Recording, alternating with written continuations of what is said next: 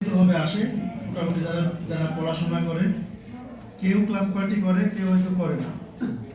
আমরাও একদিন করেছিলাম, সেটাও করেছিলাম আমাদের বিদায় অনুষ্ঠানের পরের দিন। বিদায় অনুষ্ঠানের পরের দিন তাও সেটা করেছিলাম আমাদের শিক্ষকদের অনুরোধে। স্যাররা বলছিলেন যে আমরা তোমাদের সাথে আবার কিছু সময় কাটাতে চাই, তো সেভাবেই করেছিলাম।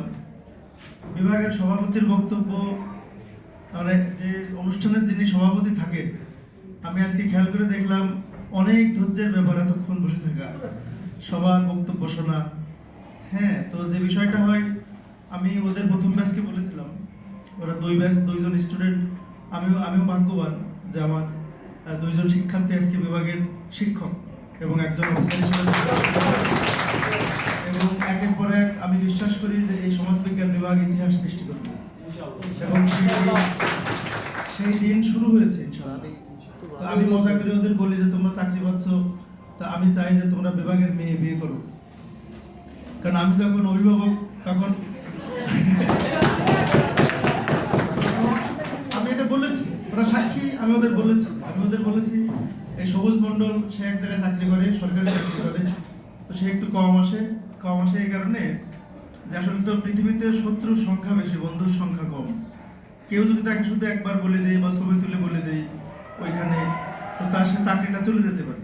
আমি বলছি তুমি যখন সময় সুযোগ পাও তখন আসিও, আর একটা অনুরোধ করব, তুমি সব ক্লাসে যাও, এসে বললো যে স্যার ওই ক্লাসের একটা মেয়ে আমার পছন্দ হয়েছে।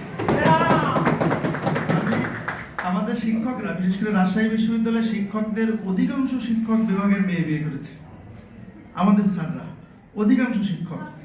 এবং এবং আমিও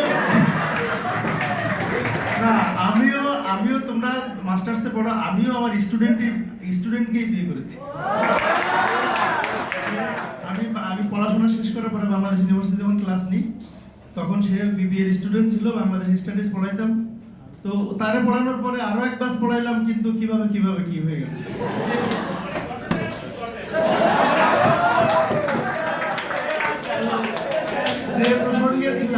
যে প্রসঙ্গে ছিলাম আমার স্যাররা বিশেষ করে ত্রিশাল বিশ্ববিদ্যালয়ের কিছুদিন আগে উনি ভাইস চ্যান্সেলর ছিলেন। তো উনি একদিন একটা ক্লাসে ঢুকে আসার পরে বলছেন যে স্যার, সবচেয়ে যিনি সিনিয়র শিক্ষক আব্দুল কাদের ভুইয়া, উনি খুলনা বিশ্ববিদ্যালয়ের ভাইস চ্যান্সেলর ছিলেন, আমাদের আরেক স্যার। তো ওই স্যার হলো ডিপার্টমেন্টের মুরব্বী। তো স্যারকে এসে বলেছে স্যার আমি আর ওই ক্লাসে যাবো না। তো বলছে কেন, কি সমস্যা? বলছে না যাবো না, আপনি হাসান ইমাম ভাইয়ের সাথে কথা বলেন। তারপর নিজের কথা বলতে পারে নাই। হাসান ইমাম স্যার বলছে যে সে হলো ওই ক্লাসের একটা মেয়ে, সে বিয়ে করবে, এই জন্য মেয়ের বাপের ফোন দাও। এভাবে খেয়াল করে দেখলাম যে অধিকাংশ শিক্ষক এই ডিপার্টমেন্টের মেয়ে বিয়ে করেছে। এটা ভালো যে সবাই একসাথেই থাকা হোক, তাই না? সবাই একসাথে হোক, সেটা একটা দিক। আর একটা দিক হলো যে তোমরা এমন সময় চলে যাচ্ছ যখন আমরা বিভাগের ঠিক আমরা গত এই লাস্ট যে মিটিংটা হলো এই মাসে, এই মিটিংয়ে আমরা Centre for Social Development and Research নামে বিভাগে একটা সেন্টার খুলেছি, যেখানে শিক্ষক এবং ছাত্ররাই, শুধু আমাদের বিভাগের শিক্ষক এবং ছাত্ররাই সেই centre of research social development এবং রিসার্চ ওটা পরিচালনা করবে, গবেষণা করবে। এবং আমরা আরো স্টেপ নিয়েছি যে আমি আগেও চেয়েছিলাম চিনে যাওয়ার আগে, যে বিভাগের শিক্ষার্থীরা বিশেষ করে ভর্তি ইয়ার এবং মাস্টার্স, তারা বিভিন্ন বেসরকারি প্রতিষ্ঠান বা সরকারি যদি কেউ সুযোগ দেয় ইন্টার্নশিপ করবে। এবং ইন্টার্নশিপ করার কারণে হয়তো তোমার দেখা গেল যে ওখান থেকে কারো না কারো ভাগ্য তো খুলবেই। ইন্টার্নশিপ করলে যে সুবিধাটা হয়, তোমরা চলে যাচ্ছ তার মানে যে তোমরা ওই পার্ট না, তা না, তোমরা বিভাগের পার্ট। এবং ওইটা যখন শুরু হবে, যখন আমরা সুবিধা পাবো, সব ধরনের সার্কুলার তোমরা দেখবা যে ফেসবুক এখন আমি ইউজ করি না, তোমরা জানো যে সবকিছু মুহূর্তের মধ্যে তোমাদের কাছে চলে যায়, তোমরা সেখানে আবেদন করতে পারবা।